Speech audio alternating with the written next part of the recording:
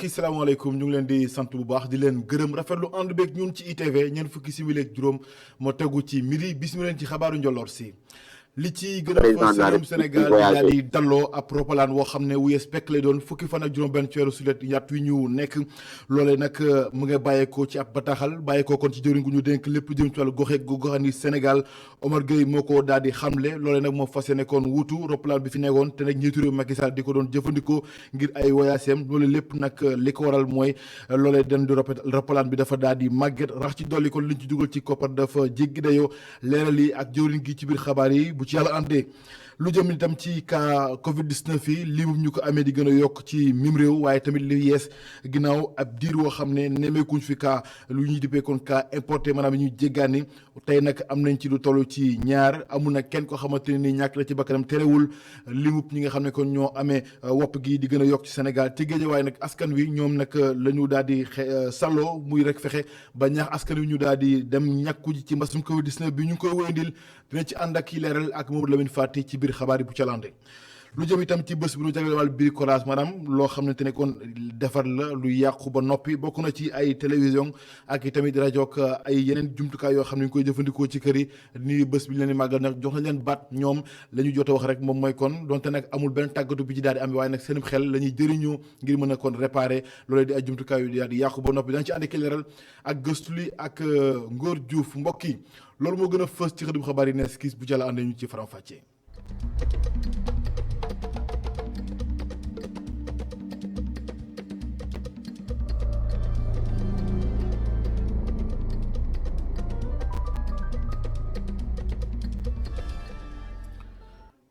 sant leen bu baax ci ànd beeg ñun ci ITV xabaaru njëloor si des koy door ni ñu ko junjee ci ndorteel li Sénégal di daloo ab roppalaan depuis kon à 320 fukki fan ak juróom-benn ci weeru sulet at wi ñu nekk lañ koy daal di daloo bu ci la àndee loolu nag ab dogal la boo xamante ni kon état bu Sénégal moo ko jël ginnaaw bu ñu nemmeekoo ba fi nekkoon di Pointe Sangomar dafa daal di màgget rax ci dolli ñu ci dugal ci koppar ngir rek defar geek fexe ba lépp lu jëm ci wàllub technique doon lu ñoŋ jëwrin gii di Omar Gueye moo ko daal di xamle moom nag nee nañ kon lu bëri ci koppar gi jot nañ ko fay waaye nag bés bu ñu koy daloo lépp lu ci waraloon teg ñi nga xam ne kon ñoo ko jaay danañ ko fay ba mu jeex tàkk waaye nag waxtu wi amul benn koppar boo xamante ni fësal nañ ko ci njëkk liw roppalaan yu yees wi ana nag ana ñaata lay jaar ñu teewluy kàddoom moom jëwrin gii di Omar Gueye ci jokkoom ak Alassane Samba Diop. président de la République dafay louer avion location yooyu dafa seer trop te it location yooyu assuré wul toutes les conditions de sécurité. Quand je parle de sécurité, c'est pas sécurité de vol, mais xam ngeen ni président Macky Sall président de la République buy voyager fonction bi même bu nekkee ci jaww ji continuer day xal di nekk en liaison avec les responsables civils les responsables militaires te loolu dafa war a dañ ko war a sécuriser à tout point de vue donc loolu moo tax ñi xam mbir moomu bu baax a baax biñ ci liggéeyee ñu xam ni wutal président de la République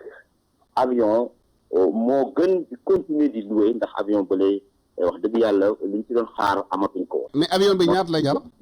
waaw loolu mënuñu ko wax pour le moment léegi nii ndax dafa am ay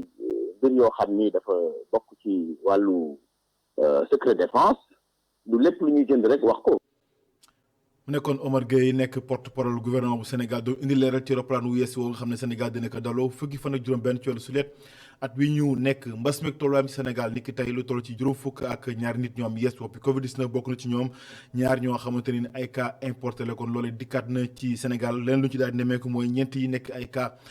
contact fanweer ak ñett nekk ay cas communautaire ni ki tey kon lu toll nag ci ñeent fukk ak benn nit ñoom ñoo jot a wér ci mbas mi juróom-ñeent nekk ci sootaas amul kenn koo xam ne ñàkk na bakkanam ci mbas mi waxtu wi kon lu toll nag ci junni ak téeméer ak fukk ak junni ak téeméer ak fanweer ak ñaari nit ñoom ñoo ñàkk seen bakkan bi mbas mi duggee Sénégal ak tey ji waxtu wi kon lu toll ci ñaari téeméer ak juróom fukk ñaari téeméer ak fukk kon ñoo dekk ci traitement bu ñu sukkandikoo ci kàddu yi nga xamante ne nii moo bàyyi ko ginnaaw bataaxal bu ministère de la santé ak action sociale ca diwaanu Géejawaay ñoom nag askan wi ñu ngi ba tey xar seen tànk tubéy ngir ñaax askan wi ngir rek ñu mën a dem ñàkku ji ci mbasum Covid 19 bi ndax jàpp nañu ni kon loolu rek foofu mu antu ndax ñàkk yi bu dikkee ci Sénégal foofu rek askan mën ko jëfandikoo ngir ñu mën a mucc ci mbas mi ba tax kon ab kuréel la ñu daal di sampé dippee ko comité entreprise républicain ngir rek fexe ba lépp loo xamante ni seen mooy seen xamante mooy fexe ba askan wi lu ci bëri daal di ñàkku ci mbasum Covid 19 bi ñu ànd ci leeral sunu ndaw ci diwaanu Géejawaay Mamadou Lamine Fati. fexe ba lii di feebaru mbas bi jóge file jaarale ko ci ñaq yi nga xam ne ñu ngi koy def doon na li nga xam ne soxal na bu baax a baax comité d'entreprise républicain yi lée ñi le nekk ci CICER APR jóg nañu taxaw ngir yee askan wi nekkee ci banlieue bi lee ci li nu mel. bu ñu duggee nag ci mbiru vaccination yi ñu gis ni am na benn taux bu xaw a tuuti ci ñi nga xam ne ñoom ñooy vacciné wu ci lu ñu jébbal benn bataaxal monsieur le président Macky Sall ni que ñun ñuy di say Baye Fall di CICER APR bëggoon nañu def suñu loxo ci activité bi mooy ci sensibilisation ak ci mobilisation ndax itam nit ñi léeg-léeg dañuy bëgg sax mais duñu xam nuñ koy defee ak fuñ koy defee buñ ko waxee président mu kontaan ci loolu jox ñu ndigal waaye itam jox nu jumtukaay yi nga xam ne moo ñu permettre tey nu lancer fii ci département de Guédiawaye sunu caravane de sensibilisation bu àdduna di àdduna ak léegi loolu moo mas a am na mbas yu bari yu fi jaaroon vaccination moo leen fi jëlee. ñàkk doon lu gën a wóor ngir xeex mbirum mbas mi lee wooteb ñi nga xam ne seen xel màcc na bu baax a baax ci kërub docteur def nañ ko ci askan gi lee ngir ñoom ñu mën a dem ñàkku ji lee. mbas moom tàmbali nga xam mais xamuñu fu ñuy mujjee am na suñ daaw waxtu bi bu ñu doon ab Sénégal am na benn cas kenn mësul xalaat ni mbas bi dina ñëw ba def at te mbas mi xamuñu kañ lay jeex donc lépp loo xam ne day tax ñu koy xeex dañ ko war a sàmm dañ si war a continuer bés bu ñu xëy ne toog nag ay diir ay at gisuñu feebar bi ñuy liggéey nañ ne feebar bi gisatuñ ko mais tant que mu ngi am Sénégal te am yeneen réew mi il faut que ñun ñu gën a yokk vigilance gën a yokk taxawaay pour moytu feebar bi. ngir tàmbali seeni campagne yu ñàkk gi lee ngir xeex feebaru mbas bi lee ñi nekkee ci CICER APR bind nañu lu ëpp 2 junni nit ngir ñoom ñu mën a dem jël seeni dose bu njëkk ci wàllum ñàkk gi lee li nu mel nag ñi nga xam ne ñoo nekkee ci CICER APR bëgg nañ koo def ci département yi nga xam ne ñoo nekk ci réew mi lee. Amadou Lamine Fati jërëjëf liggéeykatu Sen'Eau fas yéene nag takk ay morceau xonk cuur niki ëllëg ndax nee nañu kon ay njàmbat yu bëri la ñuy xaar ba tey saafara des na ci am bokk na ci li nga xamante ne rek moom mooy lépp lu jëm ci wàllu waxtaan yu sumboon kon mu daal di noppi waaye tamit ñu daal di sàmmonteeg lépp loo xamante ne ni ñoom jot nañ ko amee ba noppi te nag du ñu nangu mukk ñu daal di ko fokkati seen yoxo bokk na ci tamit ay ñu ubbi ay négociation yaatu jëm ci mémorandum bi nga xam ne kon danañ ko fas yéene déposé nañ ko sax weerub janvier atum 2020 ba tey jikoon ñu ci xarab tontu leneen ci wàllu xabaar ak ci diwaanub Louga ca Ñambur ñoom nag waa APR yi di farandoo njiitu réew Macky Sall doonoo kon taxaw temb seen xewamteef mooy fexe ba lépp loo xamante jot nga fa samp ci dëkk ba ñu daal di ko wasaare ngir askan woo yëpp kon mën ci teg seen gët ginnaaw bu ñu fësalee élection locale yi ñu dëgmal jàpp ko kon weerub janvier atum 2022 jàpp kon 2 fukki fan ak ñett loolu lépp nag nekk mbir moo xamante ne ni ñoom jot nañu kon amal ay réalisation waaye nag jot nañu tamit samp yeneen yoo xamante ne nee nañ kon fii ak diir bu ci àllandee dañ ko fas yéene kon def ngir askanuk Njambur gépp ñu ànd ci leeral ak Momar Alice Niang. jongante yi jëm ci élection locale yi mel na ni tàmbali na ci diwaanub Njambur nga xamante ni maire ba di Moustapha Diop dafa profité ci ay bés bi rek ngir nag dajawaat mbooloo mi topp ci ginnaawam gannaaw caravane bu nga xamante ni wane doole lañ ci jublu woon maire bu Louga rafetlu loolu réalisation yi nga xamante ni jot nañ ko def ci commune bi waaye it bokk na ci mu annoncé ay programme yu jëm ci wàllub yoon yi. tali yi nga xam ne moo ci des muy quelques tali lu mel ne tali bi jógee garage Fajar jëm passage à niveau pharmacie Khady Diop li mel ne tali bi jëm route de Koki lu mel ne tali bi jógee Sereps jëm marché Koumba Mbayar ñu koy woowee rue Lieutenant Siri Diop le 25 incha allahu rabbi le 25 mooy mardi dina am benn équipe bu ñëw pour xool tali yooyu ñu commencé koo defar. may wax sama gars yi rek waa Louga ñu xaar rek te dal te xam ne incha allahu rabbi li ma waxoon dinaa defar Louga bokk fi ñëwati dootoo waxati tali doo waxati lamp doo waxati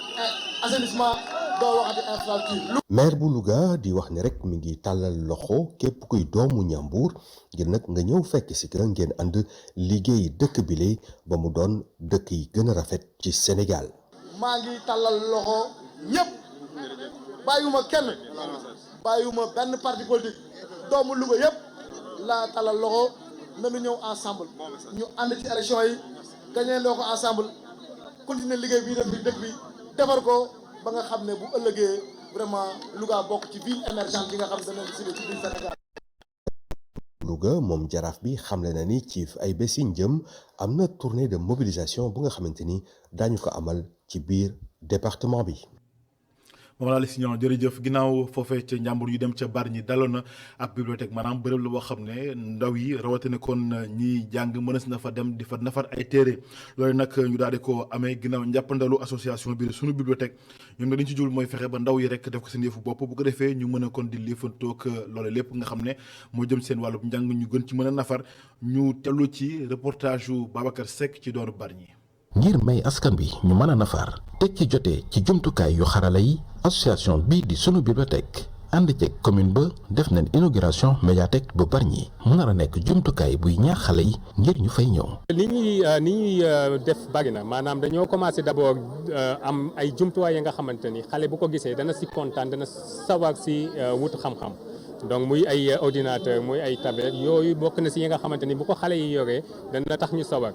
bâtiment bi ngeen di gis nii aussi dafa connecté dafa am wifi fépp ba nga xamante ni xale yi bu ñu ñëwee ak mag ñi dinañu mën a connecté aussi def li nga xamante ni moom la leen tax a jóg muy lire mais muy aussi yeneen activité dañoo am fa nga xamante ni aussi xale yi mën nañ fi fo mooy fi ngeen di gis ne si biir mën nañ fi jàng aussi donc yooyu gis nañ ne boo ko defee dana tax nit ñi dinañu gën a sawar si mën a def mën a di ñëw fii di def liggéey bi si war. médiathèque bi ñu tudde ko bindikat bii di Abbas Ndione fekk baax ca Bargny mairie ba nar cee ànd ak sunu bibliothèque ngir gunge ndaw ñi ci seeni gëstu.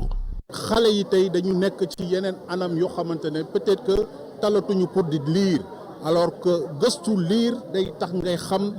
boo xamee da ngay xamle donc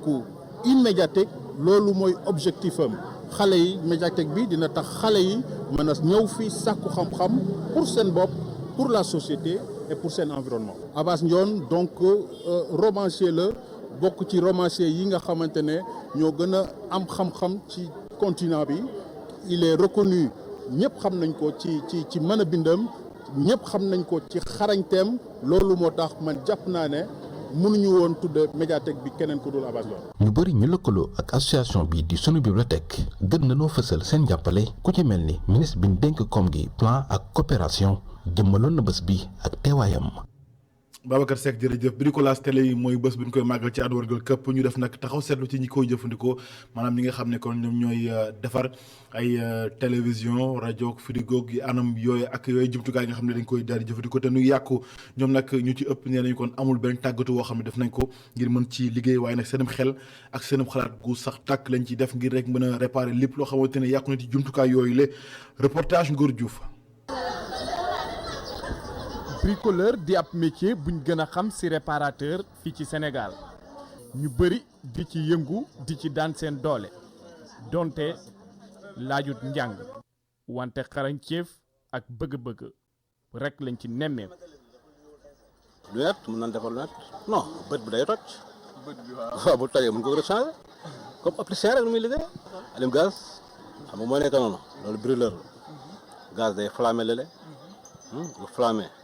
koy defaraat mën na defar lu bëri même guitare mën nañ ko defar tamit bu yàqoo. guitare bu yàqu comme loolu kooku moom bàyyi kooku waaye bu jàll kooku moom. ñu bëri jaaruñ ci école ngir ñu tàggat leen ngir ñu mën a àddu ci li ni mel nguur si jàpp rek ne xarañteefam ak bëgg-bëggam moo ko ci bàyyi. la personne il faut que nga am ambition bi yow yaa koy bëgg day nekk sa xel nga ut ku la dimbali. parce que là à l'époque amuñu woon benn centre de formation bu nekkoon fii sauf kii moo fi nekkoon comment dirais-je de la fosse te de la fosse formation technique la lay defar mais pas télévision heure rek moo fi nekkoon et puis on apprenait par correspondance école bi da lay envoyé document nga xool ban nga si bëgg soit réparation télé wala mécanicien et tout ça. léegi bile réparation ñu ci yëngu ñuy jànkuwante ay jafe-jafe yenn saay waaye nguur si jàpp rek ne am na nu mën a def ba mucc ci. à priori damay teg samay rajo ne man nii lay liggéey wala maa ubbi sa télévision pour bañ ay wax di si am ak wala may perdre sama temps dama naan la man sama diagnostic nag moo koy fay sama vérification bu ñu juboo parce que ki nar a fay du question diagnostic moo leen di boole te client yi bokkuñu am na ñoo xam ne boo leen koy wax ñu la y a pas de problème am ñoo xam ne boo leen koy wax ñu la waaw mais man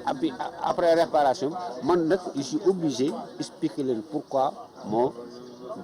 imposer sama vérification mën naa ko ubbi duñ tombé d'accord encore mën naa ko ubbi du ma gis panne bi mën naa ko ubbi du ma am pièce bi mën naa ko ubbi duñ d'accord ci prix léegi looy def waa garaaw. bricolage nekk ab liggéey fii ci Sénégal ay ndaw ñu bëri di ci liggéey di ci gis seen bopp donte liggéey bi laajut benn yoon fo seeni bëgg-bëgg di ñu gën a ñoŋal bi le secteur.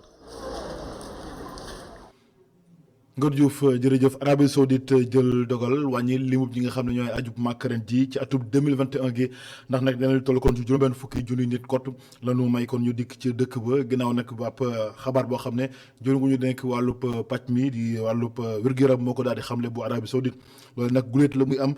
ci wàllub aj bi nag jàpp nañ ko fukki fan ak juróom-ñaar ci weeru sulet jàpp ñaar fukki fan ak ñaar ci weeru sulet du ñàkk dina ci dikkaat nu mu gën a yaatoo suñu yeneen jotaay xabaar bu ca landee ñu daanu ci tàggat yaram.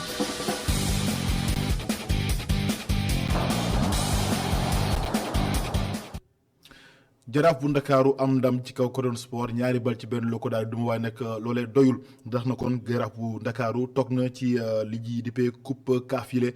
donte nag ñoom am nañu ndam waaye terewul kon duñu jàll ci leneen pàcc waaye nag Cheikh Gueye di seen di ki leen tàggat moom jàpp na ne kon liñ ñu jot a def mooy manqué qualification bi te nag loolee ñu ngi ko mu leen daal rëccee ci match wu njëkk foofee ca Codon Sport ñu teewlu kàddoom Cheikh Gueye ci micro Sekou Sedi. boo gagné ba pare te qualifié dafay dellu si li nga xam moom nga defoon dimanche bi passé li nga defoon si li nga xamante ni tey moom ngay gën a réccu ko li nga def tey parce que peut-être match bële passé bu fekkoon defoon nga li nga waroon def lépp tey peut-être doo am regret yi mais lépp rek tey dellu si wàllu football je pense que football noonu la demee da ngay liggéey pour gagner keneen ki aussi di liggéey pour gagner tey Cameroun gagné na dañu Coton Sport gagné na dañ leen di féliciter am nag ay regret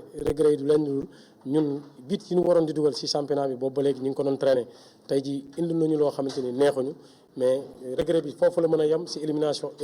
bi mais aussi xale yi dañ leen di jaajëfal parce que bu fekkee da nga joué match Coupe d'Afrique presque 13 match te amul benn boo xamante ni équipe adverse bi dominé na la ban mën ko wax ba pare tam ngay dajeek ay boo xamante ni am nañ ay moyens yow nga nekk si dëkk boo xamante ni amu leen sax daanaka stade boo xamante ni daa ngeen fa mën a fubal ñun bu ñu demee Sfax dañuy gis stade bi tey fees ay nit bu ñu demee Cameroun stade bi tey fees ay nit mais ñun suñu dëkk mënuñu fa recevoir ay nit parce que entre guillemets les stades en construction sont pas des excuses je pense que on a été éliminé certes parce que defuñu lu ñu waroon def mais aussi du nekk si dëkk boo xamante ni su fekkee bëgg nañ suñu équipe bi am dara il faut qu'on s'arrête après qu'on réfléchisse qu'on sache que on ne travaille pas. Jaraaf nag def na taxawaay bu mucc ayib ci compétition yooyu lee xalaat la bàyyi ko ci Youssouf Diall moom nag mooy directeur exécutif moom mooy directeur bu Jaraaf nee na nag li nga xamante ni mooy taxawaay bi naam nag am nañ ci ay rëccu waaye nag jàpp nañ daal li ci waroon yëpp def na ko waaye nag la muy sàkku leen mooy foofu VAR ñu daal di ko indi léegi saa wu ñu tàmbale te quart de finale yi loolu daal di xamle ñu teewli kàddoom Youssouf Diall ginnaaw kàddu yi nga xam ne yëkkati na ko teg jagleel ko Sekou Seydi. am nañu mbette. am nañu mbetteel te xalaatuñu woon ni dinañu éliminer que équipe camerounaise bi dinañu éliminer parce que bi ñu joué match aller bi gisoon nañ ne équipe bi vraiment nekkoon na équipe boo xam ne war nañ ko mën a gagner aller bi raté nañ ay occasion yu bari gis ngeen retour bi tam tey tamit raté nañu ay occasion donc yu bari c'est vrai que bi compétition bi di commencé tey jii bu ñu waxoon ne tey jii fii ngeen di yem boobaa dañ ko doon accepter mais plus ñu dugg ci compétition plus ñu xam ne ñun suñu équipe bi am na valeur te suñu joueur aussi mën nañu yóbbu équipe bi fu sori léegi nag on est déçu surtout que nag ni mu demee parce que match bi tey jii ñoo ko mérité woon gagné surtout ñu dugal aussi but boo xam ne donc bu valable la arbitre bi refusé ko loolu metti na trop quoi loolu dafa metti trop moo tax tey jii ñu ngi naan tamit aussi CAF tamit am nañ ci peut-être part de responsabilité parce que tey jii man je pense que VAR dañ ko waroon introduire à partir donc des quarts de finale parce que tey jii bu amoon VAR Jaraaf tey qualifié na donc daal vraiment ñun am nañu daal métti daal parce que donc défaite la boo xam ne bu ñu métti la parce que sóoruñu ko woon ak ni match bi demee tamit amoon nañu yaakaar ni waroon nañu mën a jàll. xibaaru tàggat yaram yi moo laf laaccu xabaaru Jolor si gërëm ñëpp ñi ci jàpp lépp yemb rédaction bi jox la dig daje xabaaru maraxe bu ca lande fii ak boobu ngeen wéy ñu topp ci ITV ndax mbiri ngi ci ñu ndoog jàmm jërë ngeen jëf.